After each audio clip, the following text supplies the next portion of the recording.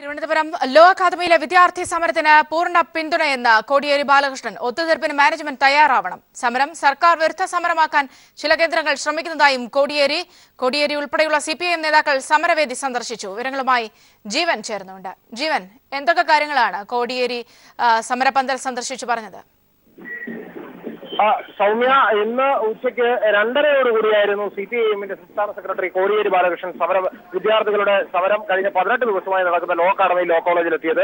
CPIMന്റെ കേന്ദ്ര കമ്മിറ്റി അംഗം PK Shrimati teacher, സംസ്ഥാന സെക്രട്ടേറിയറ്റ് അംഗം MV ഗോവിന്ദൻ മാസ്റ്റർ, CPIMന്റെ തിരുവനന്തപുരം ജില്ലാ സെക്രട്ടറി ആനാവൂർ നാഗപ്പൻ, V ശിവൻകുട്ടി അടക്കമുള്ള നേതാക്കൾ കോടിയേരി ബാലകൃഷ്ണനോടൊപ്പം ഉണ്ടായിരുന്നു.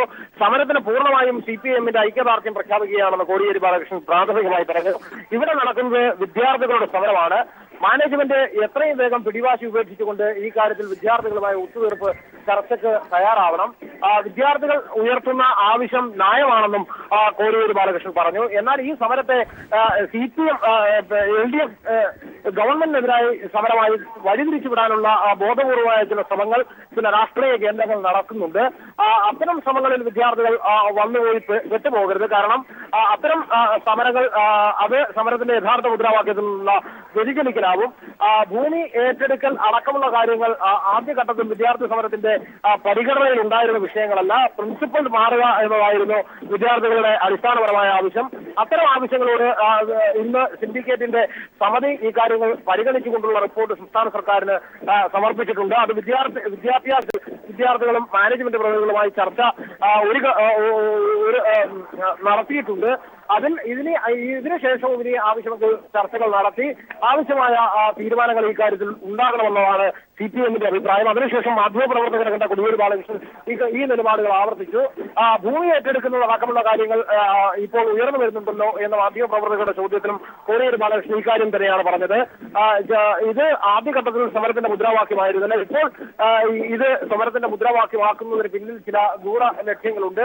അത്തരം ലക്ഷ്യങ്ങളിലേക്കല്ല വിദ്യാർത്ഥികൾ പോകേണ്ടത്. ശ്രീനിവാസൻ അടക്കമുള്ളവർ ഈ കാര്യം LDF ചർച്ച ചെയ്യണമെന്ന് പറഞ്ഞിട്ടുണ്ടല്ലോ എന്ന ചോദ്യത്തിനും LDF ഇതിനുവേണ്ടി മാത്രമായി ഇപ്പോൾ LDF ചേർന്നുകൊണ്ട് ഈ വിഷയം ചർച്ച ചെയ്യേണ്ടതില്ല. പകരം LDF ചേരുന്ന ഘട്ടത്തിൽ വേണമെങ്കിൽ ചർച്ച ചെയ്യാവുന്നതേ ഉള്ളൂ. ഇത് അത്രമാത്രമുള്ള കാര്യം മാത്രമാണ് എന്നും കോടിയേരി ബാലകൃഷ്ണൻ പറഞ്ഞു. സൗമ്യ, ജീവനാണ് വിവരങ്ങൾ നൽകിയത്. ലോ അക്കാദമി പ്രിൻസിപ്പൽ ലക്ഷ്മി നായരെ പരീക്ഷാ ചുമതലയിൽ നിന്ന് 5 വർഷത്തേക്ക് ഡിബാർ ചെയ്യണമെന്ന് സർവകലാശാല സിൻഡിക്കേറ്റ് യോഗത്തിൽ ആവശ്യം. അതേസമയം ലോ അക്കാദമിയുടെ അഫിലിയേഷൻ സംബന്ധിച്ച രേഖകൾ സർവകലാശാലയിൽ ഇല്ലെന്ന് വൈസ് ചാൻസലർ യോഗത്തെ അറിയിച്ചു. ലോ അക്കാദമിക്കെതിരെ ഗുരുതര വീഴ്ചകൾ അടങ്ങിയ റിപ്പോർട്ടാണ് ഉപസമിതി സിൻഡിക്കേറ്റിന് സമർപ്പിച്ചത്. വിവരങ്ങളുമായി ഷീജ ചേരുന്നുണ്ട്. ഷീജ, എന്തൊക്കെ കാര്യങ്ങളാണ് റിപ്പോർട്ടിലുള്ളത്? സൗമ്യ, പ്രധാനമായും ലോ അക്കാദമി വിഷയത്തിൽ സിൻഡിക്കേറ്റ് ഇപ്പോൾ ചർച്ച ചെയ്യുന്നത് ഉപസമിതി നൽകിയിട്ടുള്ള റിപ്പോർട്ടാണ്. ഈ റിപ്പോർട്ടിൽ വിശദമായ ചർച്ചയാണ് നിലവിൽ ഇപ്പോൾ പുരോഗമിച്ചുകൊണ്ടിരിക്കുന്നത്. ഏതായാലും ഇതിൽ പ്രധാനമായും ഗുരുതരമായ ക്രമക്കേടുകളാണ് ഇതിൽ റിപ്പോർട്ട് ചെയ്തിട്ടുള്ളത്. പ്രധാനമായും വിദ്യാർത്ഥികളുടെ കാര്യത്തിൽ വിദ്യാർത്ഥികൾക്കെതിരെ ഇരട്ട നീതിയാണ് ഇവിടെ നടപ്പാക്കുന്നത് എന്ന രീതിയിൽ തന്നെയാണ് റിപ്പോർട്ട് പ്രധാനമായും പറയുന്നത്. ഒപ്പം തന്നെ ഇന്റേണൽ മാർക്കിന്റെ കാര്യത്തിൽ വിദ്യാർത്ഥികൾക്കെതിരെ പക്ഷപാതപരമായ നിലപാട് സ്വീകരിക്കുന്നു. പ്രത്യേകിച്ചും ഹാജർ നില കൂടുതലുള്ള കുട്ടികൾക്ക് മാർക്ക് കൃത്യമായി നൽകുന്നില്ല. പകരം ഹാജർ നില കുറഞ്ഞ കുട്ടികൾക്ക് മാർക്ക് നൽകുന്നു. ഉദാഹരണമായി ലക്ഷ്മി നായരുടെ മരുമകളാകുന്ന അനുരാധയുടെ വിഷയം തന്നെ ചൂണ്ടിക്കാട്ടിയാണ് ഉപസമിതി റിപ്പോർട്ട് നൽകിയിരിക്കുന്നത്. ഈ റിപ്പോർട്ടിന്റെ അടിസ്ഥാനത്തിൽ ഈ റിപ്പോർട്ട് ഐകകണ്ഠ്യേന തന്നെ സിൻഡിക്കേറ്റ് യോഗം അംഗീകരിച്ചിട്ടുണ്ട്. എന്നാൽ ഇനി എന്ത് നടപടിയാണ് സ്വീകരിക്കേണ്ടത് എന്നത് സംബന്ധിച്ചുള്ള ചർച്ചയാണ് നിലവിൽ ഇപ്പോൾ സിൻഡിക്കേറ്റ് യോഗത്തിൽ പുരോഗമിച്ചുകൊണ്ടിരിക്കുന്നത്. ഒപ്പം തന്നെ ലക്ഷ്മി നായരെ 5 വർഷത്തേക്ക് പരീക്ഷാ ചുമതലകളിൽ നിന്നും ഡീബാർ ചെയ്യണം എന്നൊരു ആവശ്യമാണ് പ്രധാനമായും ഇപ്പോൾ സിൻഡിക്കേറ്റ് യോഗത്തിൽ ഉയർന്നു വന്നിട്ടുള്ളത്. ഉപസമിതിയുടെ കൺവീനർ തന്നെയാണ് ഈ വിഷയം സിൻഡിക്കേറ്റ് യോഗത്തിൽ ആവശ്യപ്പെട്ടത്. കൂടാതെ ഹാജർ നില കുറഞ്ഞ കുട്ടികളുടെ പരീക്ഷാ ഫലം അത് താൽക്കാലികമായി പ്രസിദ്ധീകരിക്കാൻ പാടില്ലെന്നും ആവശ്യപ്പെട്ടിട്ടുണ്ട്. മറ്റൊന്ന്, ഈ വിഷയത്തിൽ പ്രധാനമായും ലോ അക്കാദമിയുടെ അഫിലിയേഷനുമായി ബന്ധപ്പെട്ടുള്ള വിഷയത്തിൽ അഫിലിയേഷന്റെ രേഖകൾ ഒന്നും തന്നെ സർവകലാശാലയുടെ പക്കൽ ഇല്ല എന്നാണ് വൈസ് ചാൻസലർ യോഗത്തെ അറിയിച്ചിരിക്കുന്നത്. അതുകൊണ്ട് തന്നെ ഈ ഉപസമിതിയുടെ റിപ്പോർട്ട് അത് കോടതിയിൽ ചിലപ്പോൾ ചോദ്യം ചെയ്യപ്പെടാം. അതിനുള്ള സാധ്യതകൾ നിലനിൽക്കുന്നുണ്ട്. ഈ സാഹചര്യത്തിലാണ് റിപ്പോർട്ടിന്റെ എല്ലാ വശങ്ങളും പരിശോധിക്കാൻ സിൻഡിക്കേറ്റ് യോഗം തീരുമാനിച്ചതും പരിശോധന തുടരുന്നതും. എല്ലാ തരത്തിലുള്ള പരിശോധനകൾക്കും വിശദമായ ചർച്ചകൾക്കും ശേഷമായിരിക്കും ഇതിൽ ഒരു അന്തിമ തീരുമാനമുണ്ടാവുക. സൗമ്യ, ഷീജയാണ് വിവരങ്ങൾ നൽകിയത്. ലോ അക്കാദമി പ്രശ്നത്തിൽ ഇടപെടണമെന്ന പ്രതിപക്ഷ നേതാവ് രമേശ് ചെന്നിത്തല ഇക്കാര്യം ചൂണ്ടിക്കാട്ടി ഗവർണർക്ക് കത്ത് നൽകുമെന്നും ചെന്നിത്തല തിരുവനന്തപുരത്ത് പറഞ്ഞു. അക്കാദമി വിഷയത്തിൽ ഗവൺമെന്റ് ഇടപെടാൻ വൈകുന്ന സാഹചര്യത്തിൽ ചാൻസലർ കൂടിയായ ഗവർണർ അടിയന്തരമായി ഇടപെടണം. ഇത്രയും ദിവസക്കാലം വിദ്യാർത്ഥി സമരം ശക്തമായി മുന്നോട്ട് പോകുമ്പോഴും ഇതിനൊരു പരിഹാരമുണ്ടാകാത്തത് ഖേദകരമാണ്. ഗവൺമെന്റ് ഇടപെടാത്ത സാഹചര്യത്തിൽ ചാൻസലർ ഇടപെട്ട് ഈ പ്രശ്നം രമ്യമായി പരിഹരിക്കാനുള്ള നടപടികൾ സ്വീകരിക്കണമെന്ന് ഞാൻ അഭ്യർത്ഥിക്കുകയാണ്. KPCC വിശാല നിർവാഹക സമിതി യോഗത്തിൽ ഉമ്മൻചാണ്ടിയെ പരോക്ഷമായി വിമർശിച്ച് കെ ആന്റണി. പാർട്ടിയില്ലെങ്കിൽ ആരുമില്ലെന്ന് ആന്റണിയുടെ മുന്നറിയിപ്പ്. രാത്രി RSSും പകൽ കോൺഗ്രസും ആകുന്ന നേതാക്കൾ പാർട്ടിക്ക് വേണ്ടെന്നും ആന്റണി തുറന്നടിച്ചു. യോഗത്തിന് ശേഷം ഏറെക്കാലത്തിന് ശേഷമാണ് ഉമ്മൻചാണ്ടി യോഗത്തിൽ പങ്കെടുക്കുന്നത്. വിവരങ്ങളുമായി സജേഷ് ചേർന്നുണ്ട്. സജേഷ്, പ്രത്യേകിച്ച് ഉമ്മൻചാണ്ടിയുടെ ഒരു നിലപാട്, പരസ്പരം തർക്കങ്ങളിലേക്ക് പോയ നേതാക്കളുടെ നിലപാട്, ഇതിലൊക്കെ എങ്ങനെയായിരുന്നു ചർച്ചകൾ? വിശദാംശങ്ങൾ എങ്ങനെയാണ്? സൗമ്യ, വിശാല നിർവാഹക സമിതി യോഗം ഇപ്പോൾ അവസാനിച്ചു. ആന്റണി കടുത്ത ഭാഷയിലാണ് വിമർശനങ്ങൾ ഉന്നയിച്ചത്. ഉമ്മൻചാണ്ടിയെ ലക്ഷ്യമിട്ട് തന്നെയായിരുന്നു ആന്റണിയുടെ പ്രസംഗത്തിന്റെ തുടക്കം. പാർട്ടി ഇല്ലെങ്കിൽ നേതാക്കളില്ലെന്ന് എല്ലാവരും ആലോചിക്കണം. പാർട്ടിക്ക് പുറത്തുപോയാൽ നേതാക്കളാകില്ല. കാലിനടിയിലെ മണ്ണാണ് ചോർന്നു പോകുന്നത്. അത് BJP-യിലേക്കാണെന്ന് നേതാക്കൾ ഓർക്കണമെന്ന് ആന്റണി തുറന്നടിച്ചു. അതോടൊപ്പം തന്നെ നിയമസഭാ തെരഞ്ഞെടുപ്പിന്റെ സമാനമായ സാഹചര്യമാണ് ഇപ്പോഴും സംസ്ഥാനത്ത് നിലനിൽക്കുന്നത്. സമീപകാലത്ത് നടന്ന ഉപതെരഞ്ഞെടുപ്പുകളിലും നേരിട്ട വലിയ തോൽവി അത് വ്യക്തമാകുന്നു. അത് തിരിച്ചറിയപ്പെടാതെ പോകുന്നത് എന്തുകൊണ്ട് എന്നും AK ആന്റണി ചോദിച്ചു. മുതിർന്ന നേതാവായിട്ടുള്ള MM ജേക്കബ് ഹൈക്കമാൻഡിനെ കടന്നാക്രമിച്ചുകൊണ്ടാണ് സംസാരിച്ചത്. ഹൈക്കമാൻഡ് അനാഥമാണ്. നേരത്തെ സോണിയാഗാന്ധി അവിടെ ഉണ്ടായിരുന്നു. ഇപ്പോഴവിടെ ആരെങ്കിലും ഉള്ളതായി തോന്നുന്നില്ല. രാഹുൽ ഗാന്ധി നിയമസഭാ തെരഞ്ഞെടുപ്പുകൾ നടക്കുന്ന സംസ്ഥാനങ്ങളിലെ സാഹചര്യം പോലും മനസ്സിലാക്കാതെയാണ് സംസാരിക്കുന്നത്. ഇന്നലെ പഞ്ചാബിൽ നടത്തിയ പ്രസംഗത്തിൽ പറഞ്ഞത് പഞ്ചാബിലെ ഭൂരിഭാഗം പേരും ലഹരി ഉപയോഗിക്കുന്നവരാണ് എന്നാണ്. പഞ്ചാബിലെ സാഹചര്യം എനിക്കറിയാം. അവിടെ വളരെ ന്യൂനപക്ഷം മാത്രമാണ് ലഹരി ഉപയോഗിക്കുന്നത്. ഇത്തരത്തിൽ പ്രസംഗിച്ചാൽ ഉള്ള വോട്ട് കൂടി നഷ്ടമാകുമെന്നും MM ജേക്കബ് യോഗത്തിൽ പറഞ്ഞു. കേരളത്തിൽ കൂട്ടത്തോൽവിക്ക് ഇടയാക്കിയത് ബാറുകൾ അടച്ചുപൂട്ടിയതാണെന്നും MM ജേക്കബ് വിമർശിച്ചു. കാര്യമായ കൂടുതൽ ചർച്ചകൾ യോഗത്തിൽ നടന്നിട്ടില്ല. 300ഓളം പേരുള്ള യോഗമായിരുന്നു. അതുകൊണ്ട് തന്നെ വിശദമായ ചർച്ചകൾ നടന്നിട്ടില്ല. നേതാക്കളുടെ പ്രസംഗം മാത്രമായിരുന്നു ഇന്നത്തെ യോഗത്തിൽ ഉണ്ടായിരുന്നത്. ലോ അക്കാദമിയുടെ ഭൂമിയും ലോ അക്കാദമിയും സർക്കാർ ഏറ്റെടുക്കണമെന്ന പ്രമേയവും KPCC പാസാക്കി. സൗമ്യ, സജേഷാണ് വിവരങ്ങൾ നൽകിയത്. തെരഞ്ഞെടുപ്പ് ചൂടിൽ 5 സംസ്ഥാനങ്ങൾ. UP-യിൽ ആദ്യഘട്ട വോട്ടെടുപ്പിന് 14 ദിവസം മാത്രം ബാക്കി നിൽക്കെ അഖിലേഷ് യാദവും രാഹുൽ ഗാന്ധിയും ഒന്നിച്ചുള്ള തെരഞ്ഞെടുപ്പ് പ്രചാരണം നാളെ ആരംഭിക്കും. ഉത്തർപ്രദേശ് ആഗ്രഹിച്ച സഖ്യം എന്ന മുദ്രാവാക്യത്തിലാണ് തെരഞ്ഞെടുപ്പ് പ്രചാരണം. പ്രിയങ്ക ഗാന്ധിയും ഡിംപിൾ യാദവും പ്രചാരണത്തിന് നേരിട്ടെത്തും. അതേസമയം BJP-യിൽ സീറ്റ് വിഭജനത്തിന്റെ പേരിൽ പൊട്ടിത്തെറി രൂക്ഷമായി. ബീഹാറിൽ BJP-യെ തറപറ്റിച്ച നിതീഷ് കുമാർ ലാലു പ്രസാദ് തന്ത്രമാതൃകയിൽ സമാജ്വാദി കോൺഗ്രസ് പ്രചാരണം നാളെ മുതൽ ഉത്തർപ്രദേശിൽ ആരംഭിക്കും. അഖിലേഷും രാഹുൽ ഗാന്ധിയും സംയുക്തമായാണ് നേരിട്ട് നാളെ പ്രചാരണത്തിനെത്തുക. ഉത്തർപ്രദേശ് ആഗ്രഹിച്ച സഖ്യം UP-യുടെ സ്വന്തം പുത്രന്മാർ എന്ന വാക്യങ്ങളിലാണ് രാഹുലിന്റെയും അഖിലേഷിന്റെയും പ്രചാരണം. അഖിലേഷ് യാദവിന്റെ ഭാര്യ ഡിംപിൾ യാദവ്, പ്രിയങ്ക ഗാന്ധി തുടങ്ങിയവരും തെരഞ്ഞെടുപ്പ് പ്രചാരണത്തിൽ രംഗത്തുണ്ടാകും. ആദ്യഘട്ട വോട്ടെടുപ്പിന് 14 ദിവസം മാത്രം ബാക്കി നിൽക്കെ സമാജ്വാദി കോൺഗ്രസ് സഖ്യം കടുത്ത മത്സരം കാഴ്ചവെക്കുമെന്നാണ് വിലയിരുത്തൽ. ഭരിക്കാനുള്ള ഭൂരിപക്ഷം 202 ആയിരിക്കെ 192 മുതൽ 196 സീറ്റുകൾ വരെ BJP-ക്ക് പരമാവധി ലഭിക്കുകയുള്ളൂ എന്നാണ് ആദ്യഘട്ട സർവേ ഫലങ്ങൾ. സമാജ്വാദി കോൺഗ്രസ് സഖ്യത്തിന് 178 മുതൽ 182 സീറ്റുകൾ ലഭിക്കാനും സാധ്യത കൽപ്പിക്കപ്പെടുന്നു. അങ്ങനെയെങ്കിൽ ഏറ്റവും വലിയ ഒറ്റകക്ഷിയായി BJP തെരഞ്ഞെടുക്കപ്പെടുമെന്നും ആദ്യഘട്ട സർവേ ഫലങ്ങൾ ചൂണ്ടിക്കാട്ടുന്നു. ഇതിനിടയിൽ സീറ്റ് വിഭജനത്തിൽ BJP-ക്കുള്ളിൽ പൊട്ടിത്തെറി രൂക്ഷമായിരിക്കുകയാണ്. പ്രചാരണത്തിന്റെ അവസാന ഘട്ടത്തിൽ എത്തി നിൽക്കെ തർക്കങ്ങൾ എത്രയും വേഗം അവസാനിപ്പിക്കണമെന്നാണ് സംസ്ഥാന ഘടകത്തിന് BJP കേന്ദ്ര നേതൃത്വം നൽകിയിരിക്കുന്ന നിർദ്ദേശം. News bureau, Delhi. പഞ്ചാബിൽ തെരഞ്ഞെടുപ്പ് പ്രചാരണം അന്തിമഘട്ടത്തിലാണ്. മുഖ്യമന്ത്രി സ്ഥാനാർത്ഥിയായി ക്യാപ്റ്റൻ അമരീന്ദർ സിംഗിനെ കോൺഗ്രസ് പ്രഖ്യാപിച്ചതോടെ BJP ശിരോമണി അകാലിദൾ സഖ്യവും അഴിമതി ആരോപണങ്ങളുമായി രംഗത്ത്. തെരഞ്ഞെടുപ്പിന്റെ പരസ്യ പ്രചാരണം തീരാൻ ഇനി 5 ദിവസം മാത്രം.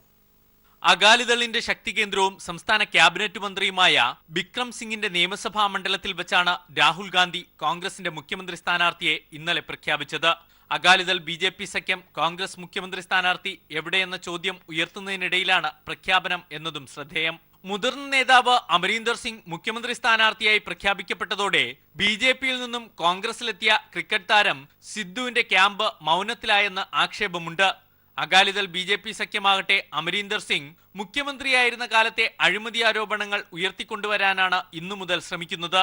ഇപ്പോഴത്തെ മുഖ്യമന്ത്രി പ്രകാശ് സിംഗ് ബാദലിനേക്കാൾ പ്രധാനമന്ത്രി നരേന്ദ്രമോദി ഉയർത്തിക്കാട്ടി പ്രചാരണം നടത്തിയിരുന്ന BJP ആ തന്ത്രങ്ങളിലും മാറ്റം വരുത്തുന്നുണ്ട്. 4-ാം തീയതിയാണ് സംസ്ഥാനത്തെ വോട്ടെടുപ്പ്. 2-ാം തീയതി പരസ്യപ്രചാരണം അവസാനിക്കും. അതിനു മുമ്പുള്ള കടുത്ത പോരാട്ടത്തിലേക്ക് പഞ്ചാബ് ഇന്നു മുതൽ കടക്കുകയാണ്. News bureau, Delhi. ഗോവയിൽ വോട്ടെടുപ്പിന് ദിവസങ്ങൾ മാത്രം ബാക്കി നിൽക്കെ RSSന്റെയും പ്രധാന സഖ്യകക്ഷിയായ MGPയുടെയും പിന്തുണയില്ലാതെ വെട്ടിലായിരിക്കുകയാണ് BJP. ഹിന്ദു വോട്ടുകൾ ഭിന്നിക്കുമെന്നും RSSനെ അനുനയിപ്പിക്കണമെന്നും ആവശ്യപ്പെട്ട് സംസ്ഥാന നേതൃത്വം BJP കേന്ദ്ര നേതൃത്വത്തെ സമീപിച്ചു. അതേസമയം 3 രൂപയ്ക്ക് ഗോതമ്പ്, 2 രൂപയ്ക്ക് അരി, 5 ലിറ്റർ സൗജന്യ പെട്രോൾ തുടങ്ങിയ വാഗ്ദാനങ്ങളുമായി കോൺഗ്രസ് പ്രകടന പത്രിക പുറത്തിറക്കി. അധികാരത്തിലെത്തിയാൽ കാസിനോകൾ പൂട്ടിക്കുമെന്നും കോൺഗ്രസ് പ്രഖ്യാപിച്ചു. തെരഞ്ഞെടുപ്പ് പ്രചാരണം അവസാനിക്കാൻ ഗോവയിൽ 5 ദിവസം മാത്രം ബാക്കി നിൽക്കെ വിജയപ്രതീക്ഷയിലാണ് കോൺഗ്രസും ആം ആദ്മിയും. എന്നാൽ മറാത്തിവാദികളായ ഗോമന്തക് പാർട്ടി പിന്തുണ പിൻവലിച്ചതും RSSന്റെയും പ്രധാന കക്ഷിയായ MGPയുടെ പിന്തുണയില്ലാത്തതും BJPയെ വെട്ടിലാക്കിയിരിക്കുകയാണ്. അഴിമതി പാർട്ടി എന്ന പേരുദോഷത്തിൽ കഴിഞ്ഞ തവണ ഒറ്റ അക്കത്തിൽ ഒതുങ്ങിപ്പോയ കോൺഗ്രസ് ഇത്തവണ യുവാക്കളെ മുൻനിർത്തിയാണ് മത്സരിക്കുന്നത്. പ്രതാപ് സിംഗ് റാണ ഉൾപ്പെടെ 5 മുൻ മുഖ്യമന്ത്രിമാരും മത്സരരംഗത്തുണ്ട്. അധികാരത്തിലെത്തിയാൽ 2 രൂപയ്ക്ക് ഗോതമ്പ്, 3 രൂപയ്ക്ക് അരി, 7 രൂപയ്ക്ക് പഞ്ചസാര, കോളേജുകളിൽ ഫ്രീ വൈഫൈ, 5 ലിറ്റർ സൗജന്യ പെട്രോൾ തുടങ്ങി നിരവധി വാഗ്ദാനങ്ങളുമായാണ് കോൺഗ്രസ് പ്രചാരണം പുരോഗമിക്കുന്നത്. എന്നാൽ ആം ആദ്മിയുടെ സാന്നിധ്യം കോൺഗ്രസിനെ ക്ഷീണിപ്പിച്ചു എന്ന് വ്യക്തമാണ്. സിവിൽ സർവീസിൽ നിന്ന് രാജിവെച്ചെത്തിയ എൽവിസ് ഗോമസിനെ മുൻനിർത്തിയാണ് ആം ആദ്മിയുടെ പോരാട്ടം.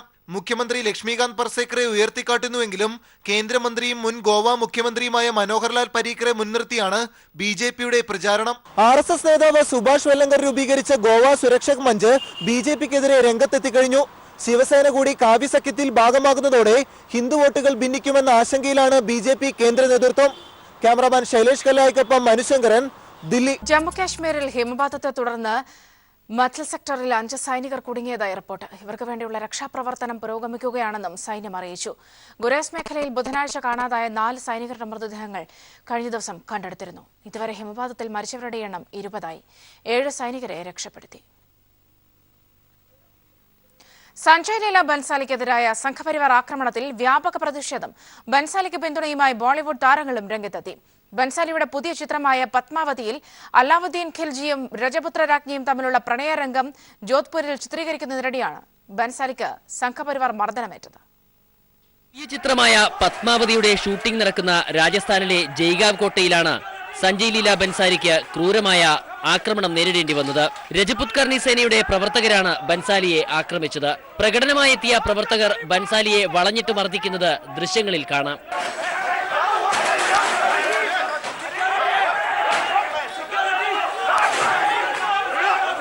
മർദ്ദിച്ച് അവശനാക്കിയ ശേഷം അദ്ദേഹത്തിന്റെ തലമുടി അക്രമികൾ പിഴുതെടുത്തു. ബൻസാലി പത്മാവതി എന്ന ചിത്രത്തിൽ രജപുത് രാജ്ഞിയെ മോശമായി ചിത്രീകരിക്കുന്നുവെന്ന് ആരോപിച്ചായിരുന്നു ആക്രമണം. ചിത്രത്തിൽ രാജ്ഞി പത്മിനിയും ഭരണാധികാരിയായിരുന്ന അലാവുദ്ദീൻ ഖിൽജിയും തമ്മിലുള്ള പ്രണയരംഗങ്ങൾ ഉണ്ടെന്നാണ് ആക്ഷേപം. ചിത്രത്തിൽ ഇത്തരം രംഗങ്ങൾ നീക്കണമെന്നും അക്രമികൾ ഭീഷണി മുഴക്കി. സഞ്ജയ് ലീല ബൻസാലിയെ ആക്രമിച്ച സംഭവത്തിൽ സിനിമാ ലോകത്തു നിന്നും വ്യാപക പ്രതിഷേധം ഉയർന്നുവന്നു. സിനിമാ താരങ്ങളായ ഋത്തിക് റോഷൻ, ആലിയ ഭട്ട്, കരൺ ജോഹർ, അനുരാഗ് കശ്യപ് തുടങ്ങിയവർ ഉറച്ച പിന്തുണയുമായി ട്വിറ്ററിൽ രംഗത്തെത്തി. ഒരിക്കലും സംഭവിക്കാൻ പാടില്ലാത്ത കാര്യമാണെന്നാണ് ഋത്തിക് റോഷൻ ട്വിറ്ററിൽ കുറിച്ചത്. സിനിമാ ലോകം ഒന്നടങ്കം ഇത്തരം ആക്രമണങ്ങൾക്കെതിരെ പ്രതികരിക്കണമെന്നും താരങ്ങൾ ആവശ്യപ്പെട്ടു. National desk. American president Donald ട്രംപിന്റെ കുടിയേറ്റ വിരുദ്ധ നയങ്ങൾക്കെതിരെ ഫേസ്ബുക്ക് സ്ഥാപകൻ മാർക്ക് സുക്കർബർഗ്. അമേരിക്കയുടെ അതിർത്തികൾ അഭയാർത്ഥികൾക്കായി തുറന്നിടണമെന്ന് സുക്കർബർഗ് ഫേസ്ബുക്കിൽ കുറിച്ചു. അമേരിക്കൻ പ്രസിഡന്റ് ഡൊണാൾഡ് ട്രംപിന്റെ കുടിയേറ്റ വിരുദ്ധ നിലപാടുകൾക്കെതിരെ വ്യാപക പ്രതിഷേധമുയരുന്ന സാഹചര്യത്തിലാണ് ഫേസ്ബുക്ക് സ്ഥാപകൻ മാർക്ക് സുക്കർബർഗിന്റെ അഭിപ്രായം പുറത്തെത്തുന്നത്. സിറിയൻ അഭയാർത്ഥികളെയും മുസ്ലിം രാജ്യങ്ങളിൽ നിന്നുള്ള കുടിയേറ്റക്കാരെയും തടയുന്ന ട്രംപിന്റെ നിലപാടുകളെ നിശിതമായി വിമർശിക്കുകയാണ് സുക്കർബർഗ് തന്റെ ഫേസ്ബുക്ക് പോസ്റ്റിലൂടെ. രാജ്യസുരക്ഷ എല്ലാവരുടെയും ആശങ്കയാണ്. എന്നാൽ അത് രാജ്യസുരക്ഷയ്ക്ക് ഭീഷണിയാകുന്ന ആളുകളെ മാത്രം കേന്ദ്രീകരിച്ചാകണം നിയന്ത്രണമെന്നും സുക്കർബർഗ് പറയുന്നു. നാം നമ്മുടെ രാജ്യത്തിന്റെ അതിർത്തികൾ സഹായം ആവശ്യപ്പെടുന്ന അഭയാർത്ഥികൾക്ക് മുന്നിൽ തുറന്നിടണം. ഫേസ്ബുക്ക് പോലെ തന്നെ മറ്റു പല ടെക്നോളജി കമ്പനികളിലെയും പ്രഗത്ഭരായ എഞ്ചിനീയർമാരും തൊഴിലാളികളും മറ്റു രാജ്യങ്ങളിൽ നിന്നുള്ളവരാണെന്നും സുക്കർബർഗ് ഓർമ്മിപ്പിക്കുന്നു. സുക്കർബർഗിന്റെ ഭാര്യ പ്രിസ്റ്റിലയും അദ്ദേഹത്തിന്റെ പൂർവികരും കുടിയേറ്റക്കാരാണ്. അമേരിക്ക കുടിയേറ്റക്കാരുടെ നാടാണെന്നും അതിൽ അഭിമാനിക്കുകയാണ് വേണ്ടതെന്നും സുക്കർബർഗ് ട്രംപിനോട് പറയുന്നു. കുടിയേറ്റക്കാരെ തടയുന്നതിന് മെക്സിക്കൻ അതിർത്തിയിൽ ഒപ്പുവെച്ച തീരുമാനത്തിൽ വലിയ പ്രതിഷേധമാണ് ട്രംപിനെതിരെ ഉയരുന്നത്. അതേസമയം അഭയാർത്ഥികൾക്കെതിരെയുള്ള ട്രംപിന്റെ നടപടി ഹൃദയഭേദകമെന്ന് നൊബേൽ പുരസ്കാര ജേതാവ് മലാല യൂസഫ്സായും പ്രതികരിച്ചിട്ടുണ്ട്. News desk. ഭരണഘടനയെ സംരക്ഷിക്കേണ്ടവരുടെ ഭാഗത്തുനിന്നും യുക്തിരഹിതമായ പ്രചരണങ്ങൾ നടക്കുന്ന കാലഘട്ടത്തിലൂടെയാണ് രാജ്യം കടന്നുപോകുന്നതെന്ന് മുഖ്യമന്ത്രി പിണറായി വിജയൻ. സമൂഹത്തിൽ അന്ധവിശ്വാസവും അനാചാരവും മടക്കിക്കൊണ്ടുവരാൻ ശ്രമം നടക്കുന്നു. ഇതിനെതിരെ ശാസ്ത്രജ്ഞർ രംഗത്ത് വരണമെന്നും മുഖ്യമന്ത്രി പറഞ്ഞു. 29ാമത് കേരള സയൻസ് കോൺഗ്രസ് തിരുവല്ലയിൽ ഉദ്ഘാടനം ചെയ്യുകയായിരുന്നു മുഖ്യമന്ത്രി. കൊച്ചി സെന്റ് തെരേസാസ് കോളേജിൽ പെൺകുട്ടികൾ സഹപാഠിയെ മർദ്ദിച്ച് കൈയൊടിച്ചു. 1ാം വർഷ BCA വിദ്യാർത്ഥിനിക്കാണ് മർദ്ദനമേറ്റത്. പെൺകുട്ടിയുടെ പരാതിയിൽ 3 വിദ്യാർത്ഥിനികൾക്കെതിരെയും കോളേജിന് പുറത്തുനിന്നുള്ള ആൺകുട്ടിക്കെതിരെയും പോലീസ് കേസെടുത്തു. പെൺകുട്ടികളെ പിന്നീട് അറസ്റ്റ് ചെയ്ത് ജാമ്യത്തിൽ വിട്ടു. കോളേജിൽ സഹപാഠികളായ മരിയ ഷാജി, മരിയ ലിയാൻഡ്ര, ഡെയ്സി ജെയിംസ് എന്നിവരാണ് പെൺകുട്ടിയെ തടഞ്ഞു നിർത്തി മർദ്ദിച്ചതായി പരാതിയിൽ പറയുന്നത്. വിദ്യാർത്ഥിനിയുടെ ഫോണിലേക്ക് മരിയ ഷാജിയുടെ സഹോദരൻ ആൽവിന്റെ സുഹൃത്ത് ജോസ് മാത്യു നിരന്തരം മോശം സന്ദേശങ്ങൾ അയച്ചിരുന്നു. ഇത് ചോദ്യം ചെയ്തതിനായിരുന്നു മർദ്ദനം. പെൺകുട്ടികളിൽ ഒരാൾ പരാതിക്കാരുടെ കൈ പിന്നിലേക്ക് പിടിച്ച് തിരിച്ചൊടിച്ചുവെന്നും മറ്റൊരാൾ കഴുത്തിൽ ഇടിക്കുകയും ചെയ്തുവെന്നും പരാതിയിൽ പറയുന്നുണ്ട്. 3 girls came and a girl called Daisy, another girl called Maria Leandra, and Alvin's sister, Maria Shaji. 3 of them, Daisy twisted my hand. Maria Shaji was blocking my way, and she had to hold, and there's something wrong with my abdomen. And the other lady was just blocking my way. These people did this. പെൺകുട്ടിയുടെ പരാതിയെ തുടർന്ന് 3 വിദ്യാർത്ഥിനികൾക്കെതിരെയും ഒരു ആൺകുട്ടിക്കെതിരെയും കേസെടുത്തു. പെൺകുട്ടികളെ police arrest ചെയ്ത് ജാമ്യത്തിൽ വിട്ടു. News bureau, Kochi. ജനനന്മ Mahatma Gandhi cultural forum and charitable trust സംഘടിപ്പിക്കുന്ന ജനനന്മ അക്ഷരജ്യോതി പുരസ്കാരം എഴുത്തുകാരൻ ഭാനുപ്രകാശിന് സമ്മാനിച്ചു. കോഴിക്കോട് നടന്ന ചടങ്ങിൽ ചലച്ചിത്ര താരം പത്മശ്രീ മധുവാണ് പുരസ്കാരം സമ്മാനിച്ചത്. 11,111 രൂപയും ശില്പവും പ്രശസ്തി പത്രവും അടങ്ങുന്നതാണ് പുരസ്കാരം.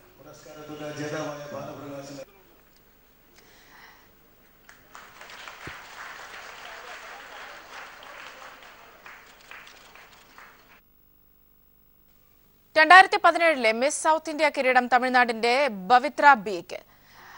കോഴിക്കോട് സ്വദേശി രേഷ്മ RK നമ്പ്യാരാണ് ഫസ്റ്റ് റണ്ണറപ്പ്. കർണാടകത്തിന്റെ വർണ്ണ സമ്പത്ത് സെക്കൻഡ് റണ്ണറപ്പുമായി മുൻ മിസ് സൗത്ത് ഇന്ത്യ വിജയെ കിരീടം അണിയിച്ചു. ദക്ഷിണേന്ത്യയിലെ 5 സംസ്ഥാനങ്ങളിൽ നിന്നായി 18 സുന്ദരിമാരാണ് മാറ്റുരച്ചത്. സിനിമാ താരങ്ങളും മോഡലുകളുമായ സഞ്ജയ് കുമാർ അസ്രാണി, വാണശ്രീ ഭട്ട്, രാജീവ് പിള്ള, കൗശൽ മന്ദ, മാധ്യമപ്രവർത്തക ചോഷ്മ ബിജു എന്നിവരടങ്ങിയ ജഡ്ജിംഗ് പാനലാണ് വിജയികളെ തെരഞ്ഞെടുത്തത്. From Chennai, an anchor, a host, a model, from my recollection of what she said, is our new Miss South India 2017. മലയാള സിനിമയിലെ പ്രതിഭകളെ ആദരിക്കുന്നതിനായി ഏർപ്പെടുത്തിയ നോർത്ത് അമേരിക്കൻ ഫിലിം അവാർഡുകൾ പ്രഖ്യാപിച്ചു. മികച്ച നടനായ നിവിൻ പോളി, മികച്ച നടിയായ മഞ്ജു വാര്യർ എന്നിവരെ തെരഞ്ഞെടുത്തു. ദിലീഷ് പോത്തൻ സംവിധാനം ചെയ്ത മഹേഷിന്റെ പ്രതികാരം മികച്ച ചിത്രമായി തെരഞ്ഞെടുക്കപ്പെട്ടു. രാജീവ് രവിയാണ് മികച്ച സംവിധായകൻ. ജൂലൈ 22-ന് ന്യൂയോർക്കിൽ അവാർഡ് ദാന ചടങ്ങ്. നെടുമ്പാശ്ശേരി വിമാനത്താവളത്തിലെ പുതിയ അന്താരാഷ്ട്ര ടെർമിനൽ പ്രവർത്തന സജ്ജമായി. 1100 കോടി രൂപ മുടക്കി അത്യാധുനിക സൗകര്യങ്ങളോടെയാണ് പുതിയ ടെർമിനൽ നിർമ്മിച്ചിരിക്കുന്നത്. പുതിയ ടെർമിനൽ പ്രവർത്തനം ആരംഭിക്കുന്നതോടെ നിലവിലുള്ള ടെർമിനലുകൾ ആഭ്യന്തര സർവീസിനായി മാറ്റും. 15 ലക്ഷം ചതുരശ്ര അടി വിസ്തീർണം, 84 ചെക്ക് ഇൻ കൗണ്ടറുകൾ, 80 എമിഗ്രേഷൻ കൗണ്ടറുകൾ, 10 എയ്റോ ബ്രിഡ്ജുകൾ, 10 എസ്കലേറ്ററുകൾ, 21 എലവേറ്ററുകൾ. നെടുമ്പാശ്ശേരി അന്താരാഷ്ട്ര വിമാനത്താവളത്തിൽ ഉദ്ഘാടനത്തിന് സജ്ജമായ പുതിയ അന്താരാഷ്ട്ര ടെർമിനലിന്റെ വിശേഷങ്ങളാണിത്. 360 ഡിഗ്രി ഇമേജിങ്ങോടെ CT സ്കാനിംഗ്, ബാഗേജ് ഹാൻഡ്ലിംഗ് സംവിധാനം, 3000 സുരക്ഷാ ക്യാമറകൾ, അത്യാധുനിക സെക്യൂരിറ്റി റെസ്റ്റ് ഹൗസ് തുടങ്ങി സുരക്ഷയ്ക്കായി വൻ ക്രമീകരണങ്ങൾ. ടെർമിനൽ, ഫ്ലൈ ഓവർ, ഏപ്രൺ എന്നിവയ്ക്കുൾപ്പെടെ 1100 കോടിയോളം രൂപ മുടക്കിയാണ് സിയാൽ പുതിയ ടെർമിനൽ നിർമ്മിച്ചത്. CIAL executive director AM Shabeer. നമുക്ക് 4000 പീക്ക് അവർ ഹാൻഡ്ലിംഗ് കപ്പാസിറ്റി. അതിൽ 2000 ഇൻകമിങ്ങും 2000 ഔട്ട് ഗോയിങ് പാസഞ്ചേഴ്സിന് വേണ്ടിയിട്ട് അൾട്ടിമേറ്റ് കപ്പാസിറ്റിയാണ് ഈ ടെർമിനൽ ഉണ്ടാവുക. ഇതിൽ ചെക്ക് ഇൻ ഏരിയയിൽ 84 ചെക്ക് ഇൻ കൗണ്ടേഴ്സ് ഉണ്ട്. ആ ചെക്ക് ഇൻ കൗണ്ടേഴ്സ് ഭാവിയിൽ 112 ചെക്ക് ഇൻ കൗണ്ടേഴ്സ് വരെ ആകാം. തനത് കേരളീയ ശില്പഭംഗിയിലാണ് കെട്ടിടവും അനുബന്ധ സൗകര്യങ്ങളും ഒരുക്കിയിരിക്കുന്നത്. നിലവിലുള്ള ആഭ്യന്തര രാജ്യാന്തര ടെർമിനലുകളുടെ മൊത്തം വിസ്തൃതിയുടെ 2.5 ഇരട്ടി വിസ്തൃതി പുതിയ ടെർമിനലിനുണ്ട്. പുതിയ ടെർമിനൽ മാർച്ച് 2-ാം വാരം പ്രവർത്തനം തുടങ്ങും. T3 പ്രവർത്തന സജ്ജമാകുന്നതോടെ നിലവിലുള്ള ടെർമിനൽ ആഭ്യന്തര എയർലൈൻ സർവീസിനായി മാറ്റിവെക്കും. News bureau, Kochi.